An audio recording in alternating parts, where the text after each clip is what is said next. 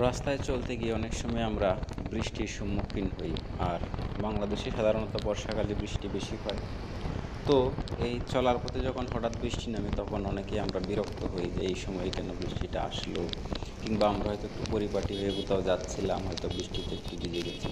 তখন আমরা আল্লাহকে দোষারোপ করতে থাকি যে এই সময়ে আসলে বৃষ্টিটা কেন দিল, বৃষ্টিটা দেওয়া উচিত হয়নি। আমি মনে করি যে আসলে এরকম বিরক্ত প্রকাশ করা উচিত নয়, কারণ বৃষ্টি হচ্ছে আল্লাহর নিয়ামত। এই পৃথিবীতে বেঁচে থাকার জন্য যেই গুরুত্বপূর্ণ কয়েকটি উপাদানের দরকার, সেটা হচ্ছে বাতাস, পানি এবং হচ্ছে তাপ বা রোদ। এগুলো আসলে একটা আরেকটার সাথে সম্পর্কিত এবং একটি ছাড়া আমাদের জীবন চলবে না। তো কাজেই বিরক্ত না হয়ে বর্ষাকালে সবাই একটু প্রস্তুতি রাখুন। বৃষ্টি আসতেই পারে এবং বিরক্ত হবেন না, কারণ এটা আল্লাহর নিয়ামত।